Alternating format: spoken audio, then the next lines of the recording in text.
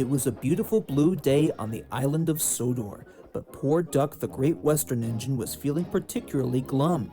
His whistle was under repair after his driver had used it to boil eggs for their supper. All right, we'll get some cleaners to fix your whistle. Just don't worry about it, Duck. Suddenly, Thomas the Tank Engine chuffed in for a visit.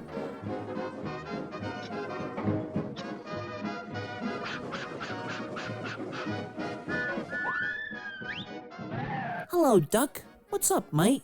Oh, Thomas, it's you. Hello. Well, you see, I was looking forward to getting back to work. Unfortunately, I have to get my whistle fixed first. For now, it can only make burgling noises. The kind of noises that you would associate with gross out. And I personally don't recommend it. You see what I mean? You make a fair point, lad. Well, believe it or not, I once had a wonky whistle like that. Back in 1947. Back when my branch line was new, and even before I met Percy. I don't get it. Well, while you get your whistle fixed, why don't I just explain the whole story anyway? And this was the story Thomas told. One morning, Thomas was dozing at the sheds. It was early morning, and a fitter arrived on the scene and was inspecting him all over before the day's work. At last, he climbed onto the tanks and shook his head no. He then proceeded to climb back down and walked away after a large notice was put in place, reading in bold letters, "Not to be moved." When his driver and fireman had arrived, Thomas could only say, Come on, we ought to get going. I'm going to be late. Don't you know that market day has come to my branch line? Plus, I have to take some sheep to the market grounds. Now, simmer down, Thomas, we can't. The notice says you have to stay here, but we don't know why. Nonsense, there's nothing wrong with me. Somebody must have left it there by mistake. I cannot wait here all day. So with no choice given, the driver took a closer look all across the little blue tank engine, but couldn't find the problem. Very well, off we go now. But remember, you metaphorically twisted my arm.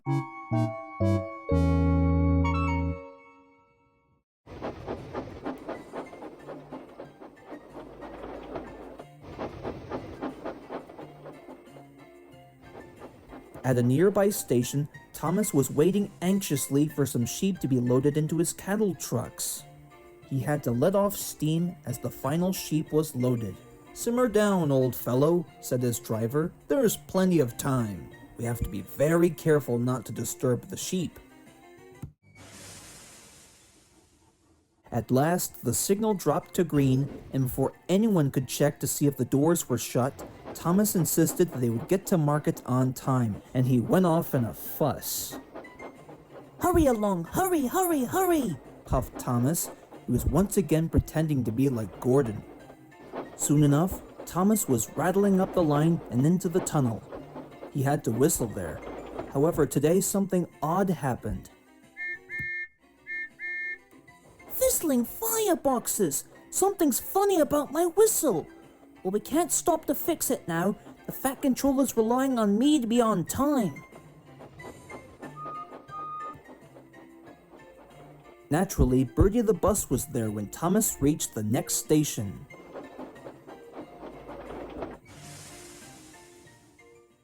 Why, would you just look at this, Birdie, he boasted. I'm taking the prized sheep to market. I'll bet you're not doing that. Oops, that's the conductor's whistle. Got to run. Really useful engines can't wait around, you know. Before Birdie could have a chance to speak, Thomas whistled and went on his way. Only this time it was shrill, like a farmer's whistle. The sheep in the van were confused, and considering that the door wasn't shut right, some of them barged through and onto the platform. Wait a minute, Thomas! Stop! Halt! Stop! Unfortunately, Birdie was too late. Thomas was already whistling away into the background.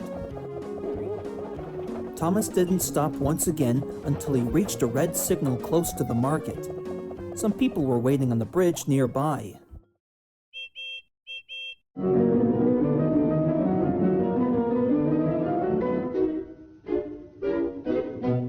sure hope you're all coming to see me at the market. Don't be late. I certainly won't be. And Thomas chuffed away before the signal even dropped to green. He had no idea, though he was whistling, that some more sheep had scrambled out of the trucks. At last, Thomas bustled cheerily into the market grounds, in which the guard stepped down to check the sheep. The little blue tank engine couldn't have felt more proud. It's no wonder why the fat controller has given me this branch line, he thought to himself. He thinks I'm reliable. His pride was short-lived, however, when the guard checked inside one of the cattle trucks. Oh my gracious!" he shouted. "What happened to all the sheep? The door's wide open, too." Botheration, sighed Thomas. The day started off so well, too. And he had to let out a sad peep peep on his whistle, causing the last sheep to flee from the scene. "Ah, there's your answer, Thomas," said the driver. "The sheep think that you're blowing a farmer's whistle. We shouldn't have been so impatient to leave this morning. All right, come on, buddy. Let's get your whistle fixed, and then we'll have to get back down the line and herd the sheep." As soon as Thomas's whistle was fixed, around the corner, the people from earlier had herded the sheep back into their pen, while Thomas returned to the station to pick up the rest. Only this time, he waited patiently for the door to be fastened properly.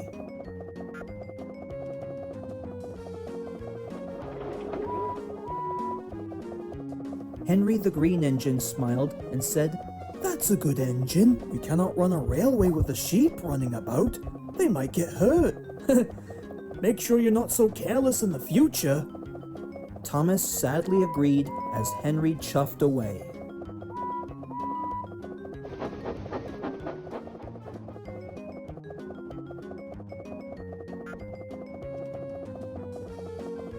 Soon enough, he was ready to head back to the market grounds, making sure not to rush or bump the trucks about.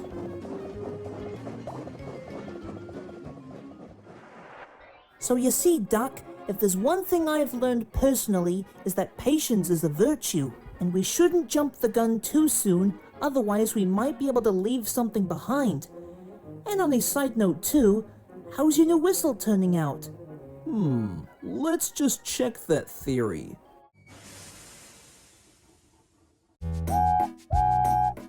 Hey, it works! It really works! Hey, thank you for keeping me company, Thomas. No problem, Doc. That's exactly what close friends are for. You got that right. Now then, slip coaches, here I come. And so, with a last cheerful greeting, the two friends went back to work.